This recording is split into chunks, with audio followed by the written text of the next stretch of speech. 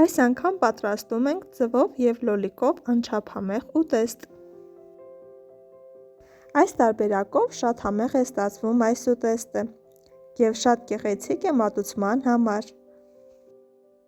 Ձու պատրաստելու հետաքրքիր տարբերակ է, կարող եք ինքներդ փորձել։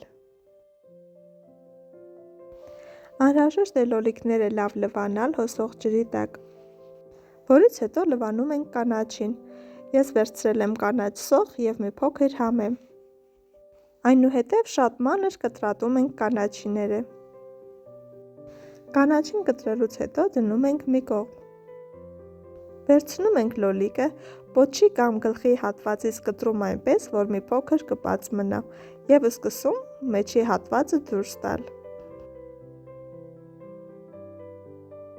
Ահա այսպես հեռացնում ենք ամբողջությամբ սերմերը և ավելորդ հեղուկը, որից հետո սկսում ենք լցոնել։ Դնում ենք մի փոքր կարագ, այնուհետև մի փոքր կանաչի, համեմում ենք աղով, որից հետո կոտրում ենք մեկ ձու, այնուհետև պղպեղ, շատ մանր շերտերի ենք բաժանում մի քանի շերտ,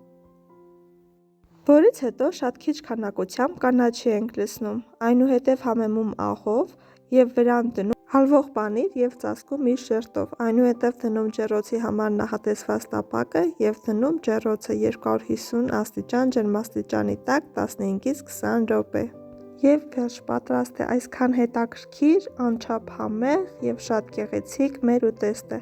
Եթե հավանեցիք պատրաստման այս տարբերակը, բաժանորդագրվեք իմ ալիքին, տարածեք և լայքեք այն։